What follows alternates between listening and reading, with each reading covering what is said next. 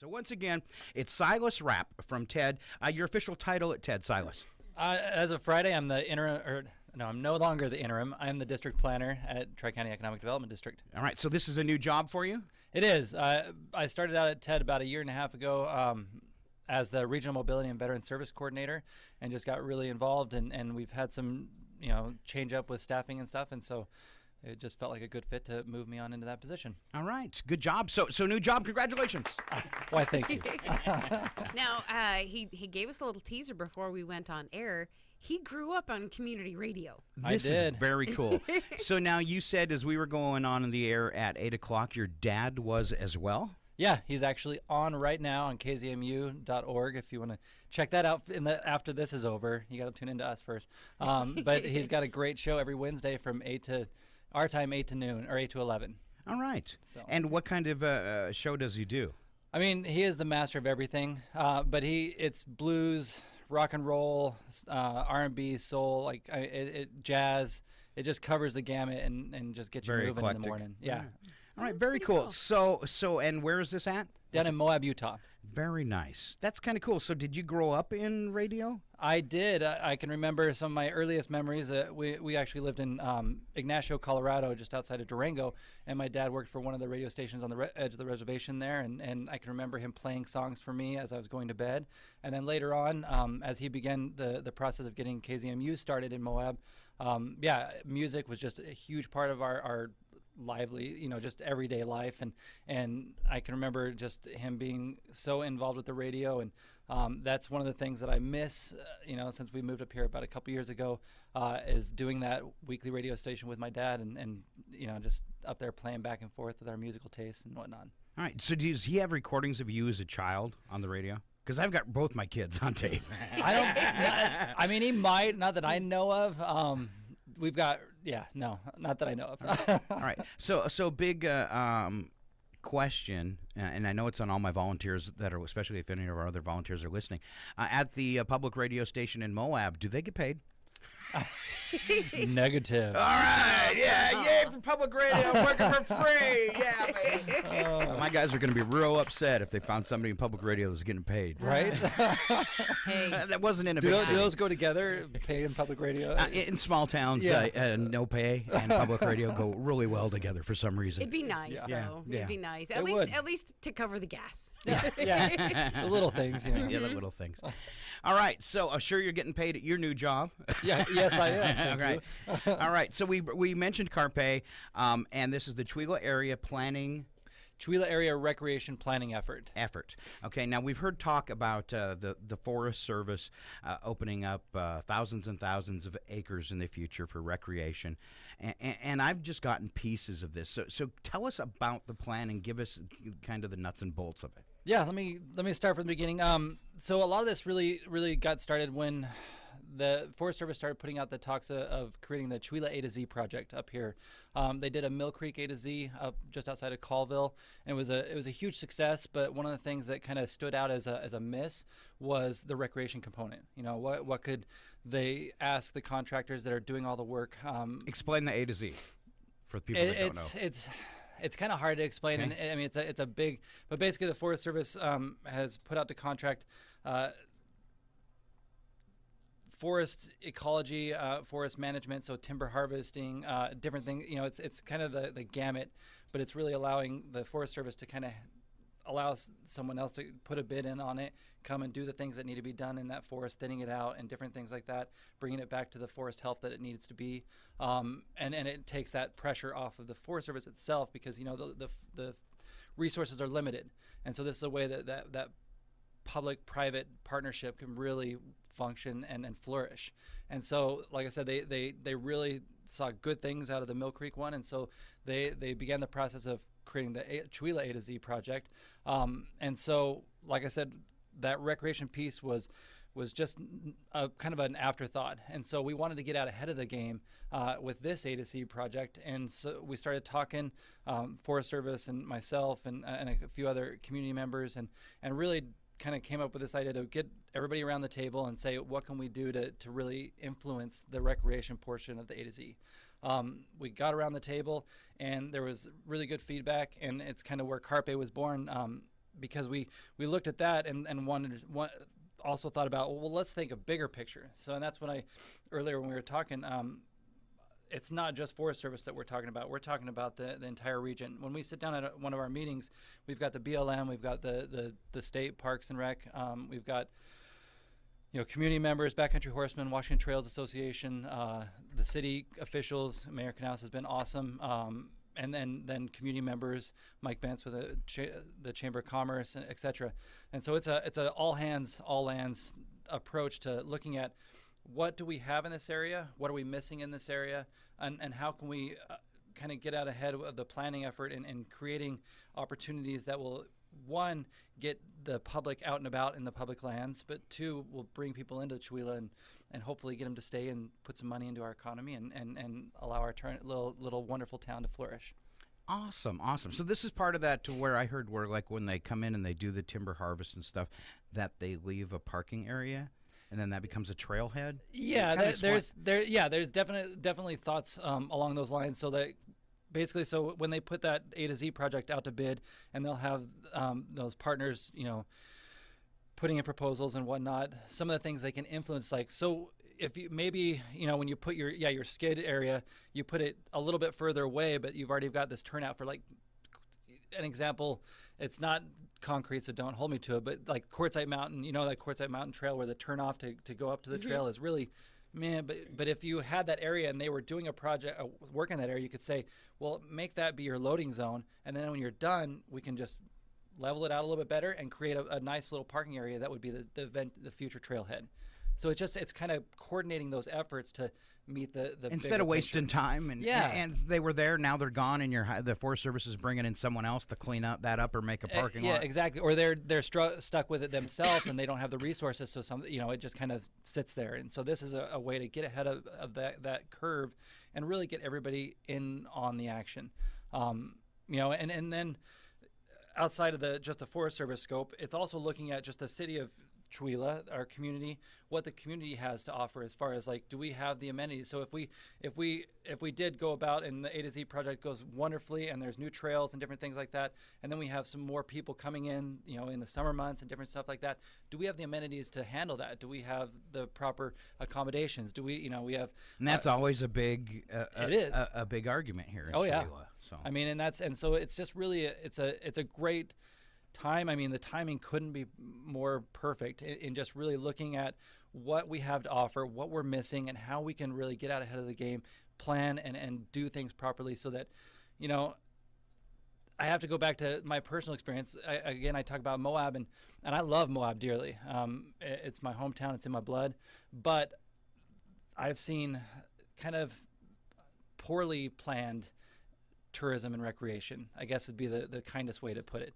When we left, it was hard for me to stay because as you get those influx of people, you start getting, if things aren't really addressed from the get-go, the cost of living increases, the land values go up, and you start outpricing the people that your community that you were hoping to benefit from the get-go. And so that's one of the things that I really feel passionate about, that I want this project and this planning effort to do, is to try to alleviate those stresses before they're ever even a stress, before it has some kind of negative impact exactly on the town. Yeah. Well, and see, I have to admit, because I know that area, we would, take those back roads and we'd go down through Kanab, and then we'd go down and hit Moab, and there was never a destination town. Yeah. It was a drive-through town. Yeah.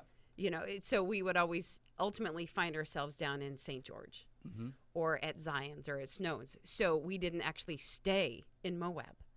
And so if we could do that where Chewelah is a place, it's your destination instead of just a drive-through. Yeah, or, I mean, and even encouraging, like, because that idea that Chewelah could be the gateway to the Colville National Forest. It could be the gateway to northeastern Washington. We have that rare piece of, we got Spokane down below and the whole interstate corridor and people coming over from the west side and stuff. They got to come and come through Chewelah. What can we do to say, hey, yeah, you might be going over to Lake Roosevelt, and you might be going and doing these other things and spending most of your time there, but why not spend an extra day in Chewelah? Go to the coffee shops, hit up our wonderful Main Street, or even go out and go up to 49 degrees. If it's during the winter, you go up and ski, or if it's during the summer, hopefully we can get those mountain bike trails and different things. Or South Mountain, the whole South Mountain area has a plethora of OHV and motorized recreation opportunities, and so it's just a matter of how can we capture and get those people to, if it's even just staying an extra day, that input into our economy is huge and grows exponentially. So the first person that starts a four-wheel drive, mountain bike rental business is going to make bank, right? Yeah, I mean, I'm not gonna. So I got one question: has the tribe committed to the rumored hotel at the casino? I mean, as far as I know, and I don't know a lot, Okay. is that yes, those plans are moving forward, and we've actually, we've had a member of the tribe that has been at the table a few times with this Carpe plan too, because again, we wanted it to be an all hands, all lands approach. It has to be a community driven effort, because that will allow us to maintain that community aspect that we want to be the number one thing about this area, is that our community is strong, and we're going to keep it that way. And yes, you can come and visit and stuff like that, but we're going to keep that core. So now that becomes the whole hotel thing, because I happen to be at one. I've only been to like one Chamber of Commerce meeting because we're always on the air on Fridays. But the one I was at, they happened to be talking about this, and it raises concerns for local hotel owners. Because if you add more rooms and they don't come, now you're hurting a business or whatever. And I know that, coming out of that, when I was a little kid, my parents owned what used to be the 49er. And that's got to be a scary thing to go, okay, now we've got all these extra rooms, but the people aren't coming through. So I get what you say. It's got to be a cohesive, kind of timed and very well planned effort. Yeah, and that's and I mean there is always that potential. There is always that you can never say that it's not going to come. Like that this is people are just going to come here in droves. You can't just say that. But at the same time, study after study and all the trends that you look at, recreation and tourism is huge, and it's not going anywhere. People need those escapes. They need to get out into the natural environment. They need to do these things. And so as our community becomes more inviting to that and whatnot, it just goes hand in hand with, well, they're coming up here, they're coming up to go to the ski area, they're coming up to recreate in the different new opportunities that we're creating and stuff.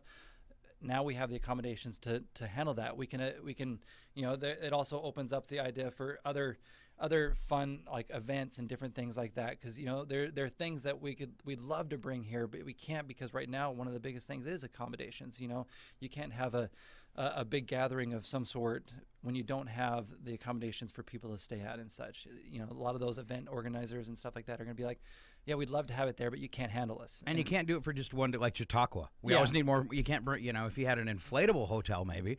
Yeah. And we're not, and again, my word of caution is we're not looking to create a bunch of events to bring people in. At the same time, we want to create a bunch of events that also celebrate our community. Like that's one of the things that one of the first things I did a couple years ago when we were just coming to visit this area. My in-laws live over in Gifford, Rice area, and so we were visiting them, and we came down to Chautauqua, and that was my first experience with Chewelah, and I was just like, I love this, because yes, it was a big event, and you had people coming from all over, but at the same time, it still had that community feel. It still felt so solid, and so now we go, and I love it, and then at the same time, we've got that event, but then if you look at the Chewelah chamber and everybody, the community, the calendar is amazing. It's ridiculous. We talk about it all the time, how ridiculous it is for such a small town that we're doing almost. I mean, the weekend, when a weekend comes along where there's nothing going on in Chewelah, right? I think everybody goes, I don't have to do anything this weekend. Wow. Yeah. Wow. You get to stay home and because breathe. and people that are involved in these groups, they're involved in a couple. I mean, Sharon Ludwig, she's out slapping every group on the back. Right. No, and You know? those events are amazing, and that's what keeps us together. Those are one of the things that I definitely could say that Moab has lost in some ways. Most of the events that they have there are to bring people in. How can we get people to come to our Now, community? even when you compare us to, and not to beg on them, but like Colville and Deer Park, which are bigger towns, maybe that causes more problems for them to actually put events and things together, because we always have something going on, and it's really strange, I guess, how we all help each other too. I see Yeah. so much of the intercoordination, and I see some things happening too that are going to play right into this.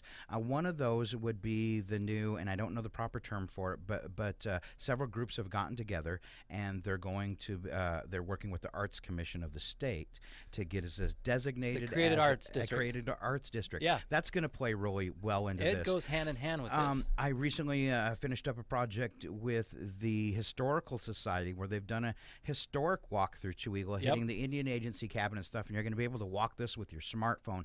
These little things that we've done just for the people in our community are going to play really well to tourism too. Yes. Oh, they fit in hand. And when I talk about like the planning effort that we're doing, we're following a model that was put together and put out there by the Recreation and Conservation Office of Washington, so the RCO, and they have kind of like a planning guideline, and we're fitting that because the other thing, and it talks about like inventory and demand and needs and different stuff like that, and when we talk about the inventory, these are part of that. Like, what do we already have that we're offering the community and potentially those that come and visit, and that was, as we moved here and as I started getting involved, TEDD has been an amazing place for me to work because it's allowed me to see like the scope of the region, but then also to see what's going on here, and it's just blown me away the amount of like growth and just vision and excitement that this community has. Another thing to highlight is the Chewelah Valley Land Trust.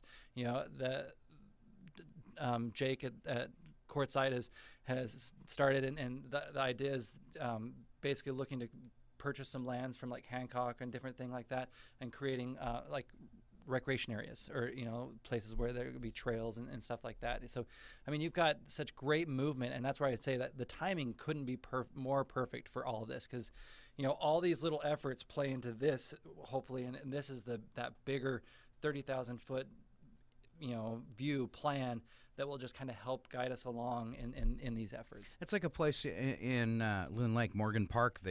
The homeowners in that area made an association, and they bought all the woods between the railroad tracks and where the housing starts, so that no more houses could be built, and or cabins or anything, and that there was this preserved area, and there's walking trails, and there's always deer in there and stuff. So Yeah. you've got this little nature area for the people that live right there. It's very cool. And I mean, there's stuff with the state parks and the Forest Service and different agencies that there are grant opportunities for creating those community forests, for going after grants to purchase those plots of land that will help you keep that natural aspect. It's been awesome. We've got a survey out. That's one of the things we're doing right now is really trying to get the public more engaged, because I feel like we've got our feet underneath us. We've got a good foundation built, and now it's really time to open the doors and see what the community wants, what how they feel they want to see recreation grown and adapted for what we have here. And so we've got those surveys out, and looking through them, there's definitely common themes.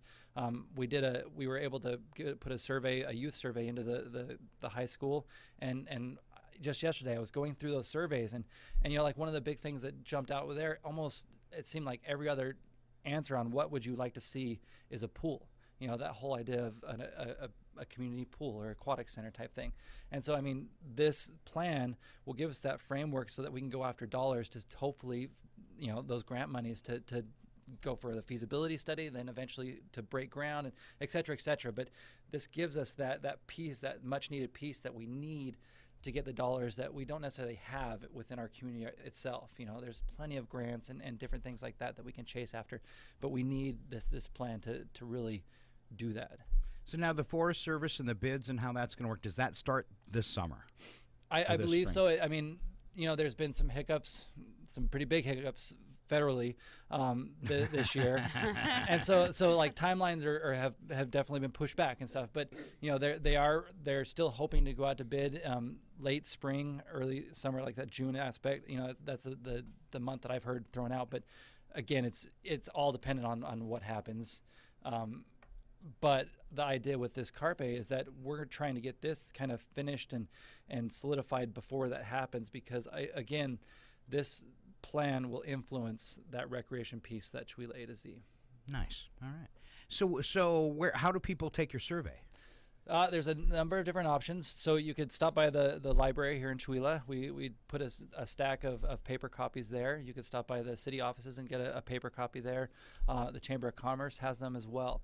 And I still need to drop off a stack at Quartzsite, but I've been sick and anyways. Everybody in town last week. It was I horrible. know, right? I know. But so there's the paper copies that are out there, and then if you on Facebook, if you go to the Tri-County Economic Development District's Facebook group page, there's a link there. I know there's a group called Northeast Washington Bike and Pedestrian Advisory Committee. I know it's called NewBack, but if you look up on Facebook NewBack. There's a link there. There's a bunch of links that are floating around, and we're trying to get everybody to spread the word. I know the chamber has been helping with that. So there's an electronic version and a paper version. It's really and if you need it, I mean, ultimately, if you go to that TEDD Facebook group, you can message us, and I will get that to you, whether it's a paper in hand or a link that you can click on. But we really, the more feedback we get, the better. I mean, already our survey response yesterday, when I looked, we had over 200 survey responses in this area. And then, like I said, I've got a stack from the high school. That opportunity was just amazing. And so, all right. Well, I hope you get a big boost from being on the radio today. I hope so too. All right. So hit up the library. Go to your Facebook page, one of the places you mentioned, and take that survey for TEDD. What other kind of things could people, individuals, do maybe to help propel this? I guess just start talking about it, like really dreaming, like casting that vision of what do you think of when you think of recreation in our area? What are the things that you would like to see, or how do you envision that change, and getting that feedback to us, because that again is the impetus of all of this, and it really will help us drive this planning effort forward. We have an email list that you can subscribe to, and as I said, we're slowly starting to open the door and get the community more involved. So there'll be other opportunities, hopefully in the future, that they can and provide that input or come to meetings and different things like that. But yeah, subscribing to that email list, and if you take the survey, there's whether it's the paper version or the electronic, there's links on both of those that you can subscribe to that email list, and that'll just at least get you connected. And then as we continue with the process, we'll be putting out opportunities for the community to get involved. One thing I see, and this may be part of the list too, is if we're bringing a lot more tourism into the woods, we don't have we were talking about lodging. Mm-hmm. Does that include campgrounds? I mean, because and especially on Forest Service land, how would we go about it? And is there any way to, once we open this up and as we see it successful and stuff, how do you urge the Forest Service to put in some more campgrounds? Because that's really key too. Yeah. There's nowhere to camp in the forest area. You're gonna have to rough it. Yeah. And that might not be allowed in certain places, especially during times where there's high fire danger. Yeah, and that's that's part of the rub is in a sense, like, this isn't going to create like a mandate that says, all right, Forest Service, you've got to create this amount of trail, this many campsites and stuff like that. It's just helping us to say, these are the things that the community desires. These are the things that people that come in this area desire. How can we go about and facilitate the creation of these amenities? Again, it influences that A to Z project, where, again, if they're clearing out an area or different stuff like that, it's like, oh, wait, maybe we can put a dispersed campsite in there or different things like that. And so there's those potential there. The other thing is it allows us to, again, look at our community and say, well, what if, hotels aside, what about like campgrounds or anything like a KOA type of idea or something like that? Like, we don't have any, we've got a couple RV parks, and most of the time they're full. I mean, they year round, the one up by the golf course. So there's obviously a need there. So it's just gives us a really idea of what we have and then what we need. And then once we just really identify what we need, we can take that next step of actively, how do we get those things that we need? Whether it's courting seeing if there's individuals in the community that are just looking for that entrepreneurial, opportunity. Sure. Start renting four-wheelers. Yeah, I mean, no, it's, who knows? We could see Sticks and Spokes, Wes and those guys there start doing more bike rentals or different stuff these are There's opportunity. Exactly, and it's just I feel like, personally, it's just how much we get ahead of the game and how much we properly plan will set us up for success down the road. When it's that idea of like, we can't say guaranteed that people are going to come, but how would you not want to come to this area? It is beautiful. There is so many opportunities for just goodness, and so I'm hopeful. One of the cool things about going into the forest up through the golf course and up through Sand Canyon when you go into the Colville Forest that way is all the little campsites, not necessarily campgrounds. I really like, they've got a couple areas and they've changed them over the years. The one part when you get in there and where there's kind of a little valley and there's a campsite now at both ends, but it used to be open all the way through there, and then they rocked it because people would just go there and throw kegers and stuff. Yeah. But they've made them like individual campsites. But I really like that format because as you drive through that road, and even once you go past the horse camp, and if you don't take off and go up to Phillip Lakes, you just keep going straight.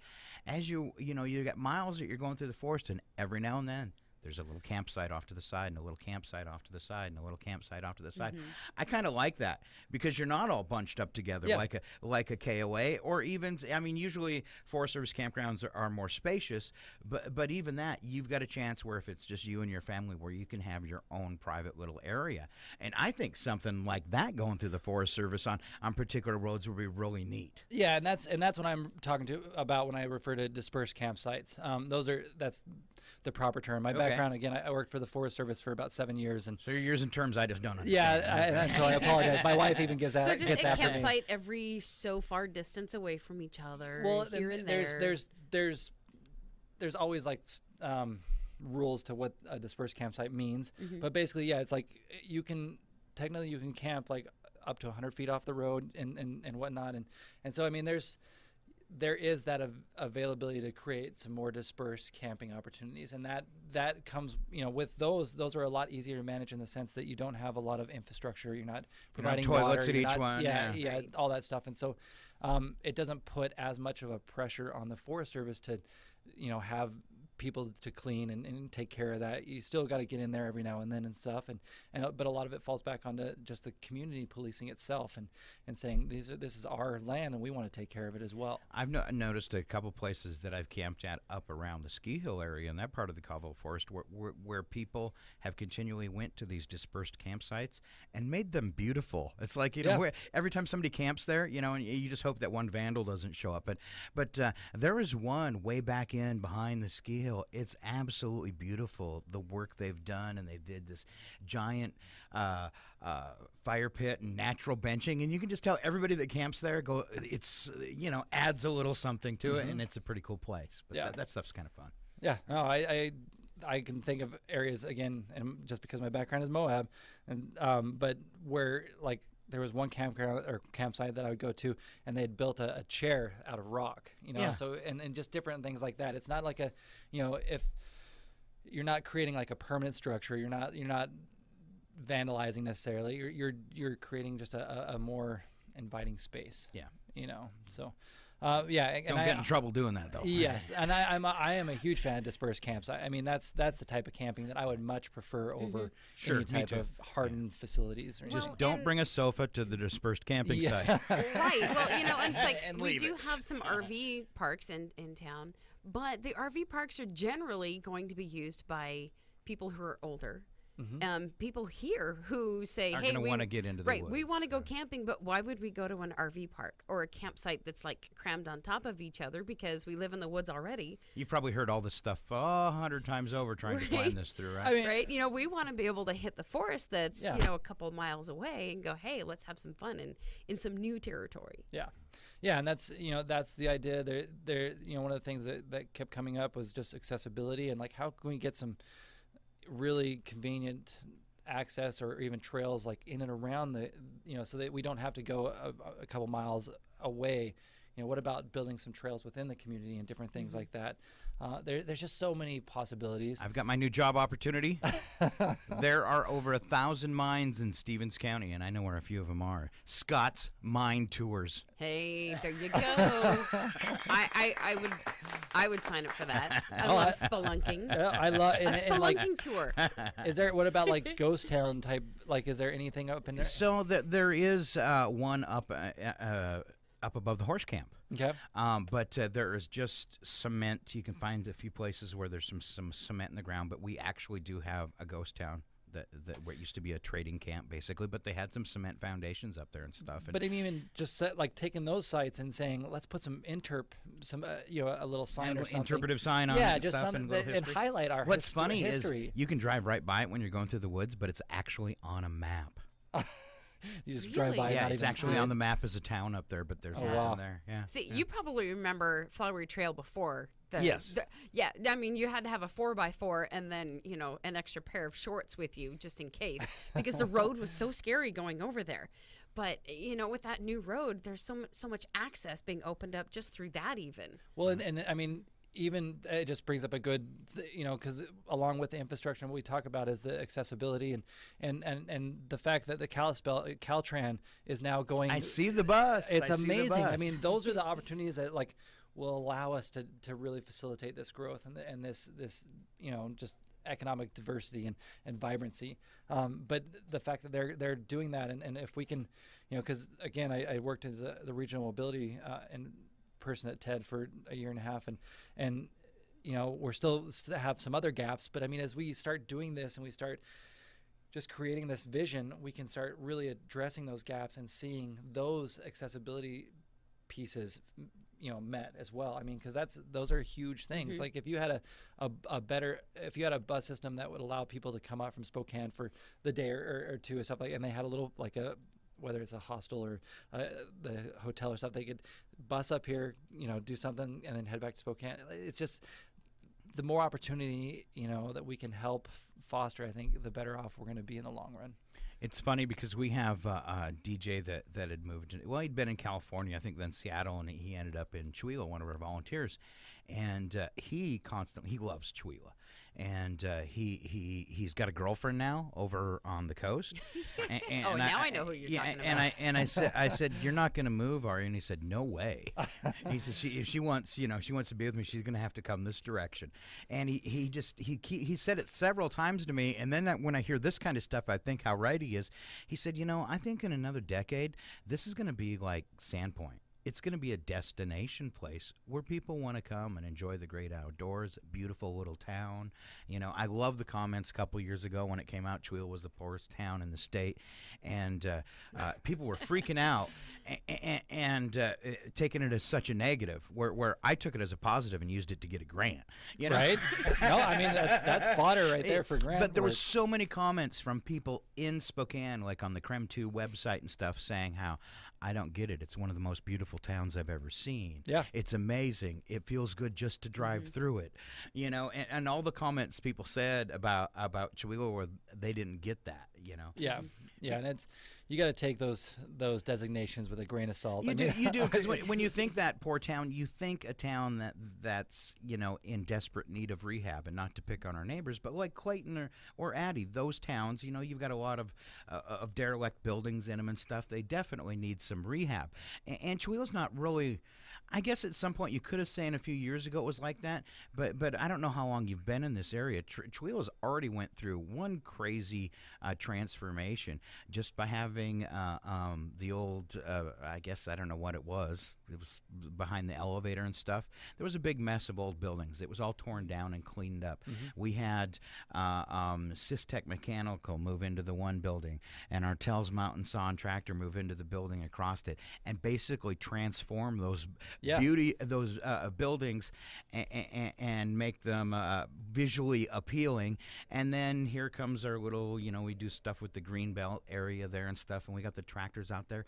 The look, I mean, when you first drove into town, it kind of went, well, yeah, this is the poorest town in the state. But now that it's all cleaned up, when you come into town, especially from the south there, it's very nice. And then we've had a local contractor come through, buy some of the buildings downtown, and just make them become fabulous. No, it's just totally dressed it up. It has. I mean, Main Street looks beautiful. It's just, I feel like The lights, the trees, everything's just kind of coming together. yeah, whatever season we're in, you could go down there and just see something new and change and that growth and you could just feel that desire of this community to be better. I mean, that's something that because I said, it'll be 2 years in June that we moved from Moab, and it's just been amazing in those 2 years just to see and be getting engaged in what's going on in this place. And a lot of that, I got to give kudos to our Chamber of Commerce, the Chewelah Yes. Chamber of Commerce, and all the folks that volunteer there because they really work hard at it. They do, and they're doing a fantastic job. And we got to keep that up. I mean, well, community, I realized as we're talking, I'm realizing community can get involved in a really big way by getting involved in the Airbnb movement. Yep. There's an easy way to create rooms and camp spaces. Yeah. I had a place at involved. Loon Lake at my house. I had a trap put in for my RV and stuff. So Yeah. when you got things like that, maybe there's opportunities. Oh yeah, easily, and that's such a I mean that's one that's huge. It grew so fast, but it's maintained that growth. And I was just talking to my mother-in-law was talking the other day that they're going over and they've got their B&B booked and Airbnb booked and stuff like that. It's just no matter what you talk to people, whenever they're going traveling someplace, that's now almost the first place that they go to, rather, and so it's. A lot of people like that. Yeah. I tried to sign up as an Airbnb, but they said I couldn't do it with a one-bedroom apartment. Well, so I'm just sitting here thinking, somebody like me who likes to be in the country, it'd be so simple for me to create just camping areas and just say, hey, this is rough out camping, but here's a nice grassy spot. Here, here's an outhouse, whatever. But That's illegal. well, porta potties. Okay. Composting Composting toilet. Yes. there's And I definitely would do, me, I would do a composting toilet type thing. But, there's so many ways that people, just the average everyday person, could get involved and say, hey, we're going to help with this influx. We're going to invite more people who are into the camping and the hiking and the biking and the horseback riding. Because I have horses, I'd say, well, I'll provide a corral if somebody wants to come in and have a place to park with their horses and want to camp, but have a corral and it be safe and water and food. And Yeah, I mean, it really needs to be a community-driven effort. And that is one of the things that makes Chewelah viable, is that you feel that within the community, that desire to be involved and to see that growth. And so when you've got everybody kind of like, the rally cry goes out and you see that them all jump up and like you said, there's so many people involved in so many different things because it's that desire. They want to see growth. They want to see change. They recognize it. And it's just taking and harnessing that and using it to really create, or just to strengthen the goodness that we already have here. I guess it'd be, we're not creating anything new because this place is fantastic, but we're opening it up to the rest of the world. Yeah. Showing everybody else what we have to offer here. That's awesome. All right. Where do you live at? I just live up Lincoln here. I actually we bought. You were in Chewelah. Yep. All Oh right, yeah. all right. Greg and Kyra Ralsted's old house. So, Okay. All right. All right. It's good. So you're a Chewelahite too, so you're going to benefit from all this and get to enjoy it as well. All right. Yeah. Excellent. Do we miss anything that you really wanted to get out to the public today, Silas? I don't think so. I mean, I'm sure there are more points that I could talk upon, and I guarantee you that this has probably brought out some questions. But if folks have questions or they want to, reach out, by all means, give me a call or shoot me an email at the TEDD office up in Colville, and I'd be more than happy to speak. So, Right. Silas Rapp, the new district planner at TEDD. Yes. Thank you. Congratulations.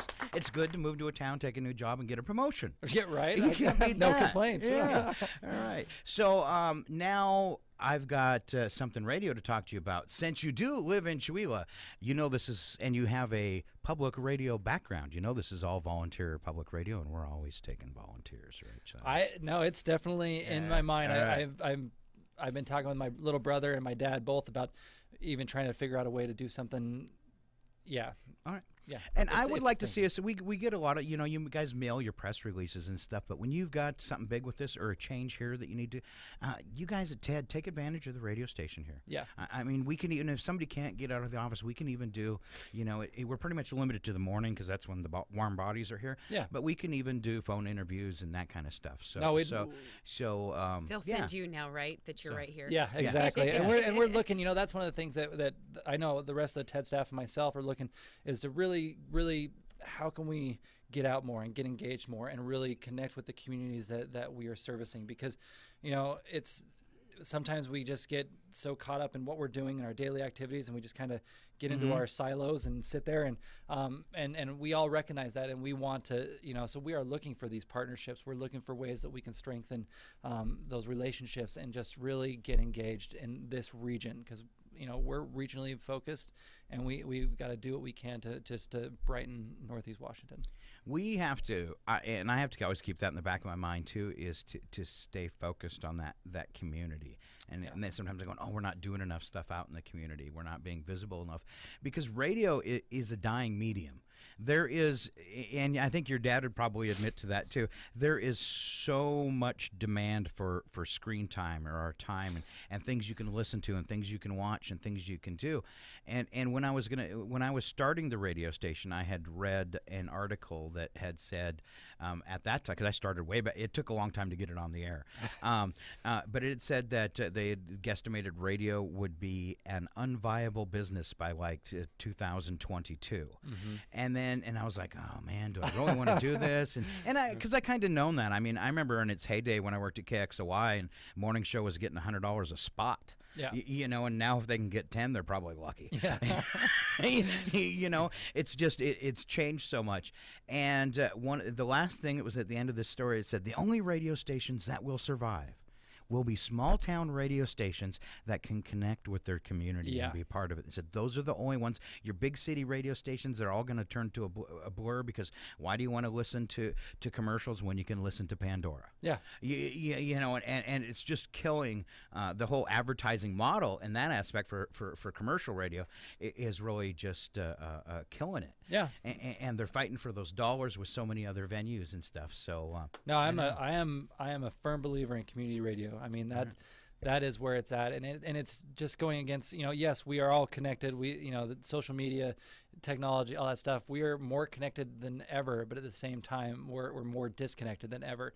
And I feel so strongly that community radio is one of those avenues that we can still provide that voice, that we can still laugh together, that we can cry together, that we can experience life together. We can bring in local people from the community and share and all that kind of stuff. Yeah, celebrate the victories, and it's just, it is a. I personally hope to never see it die. I mean, I will always be fighting for it. Well, and I figured, when am I going to get another chance? Exactly. All right, Mr. Brandon Hansen's in the house in the background. Brandon, did you hear a question that we might have missed? You can run up to the mic and ask it.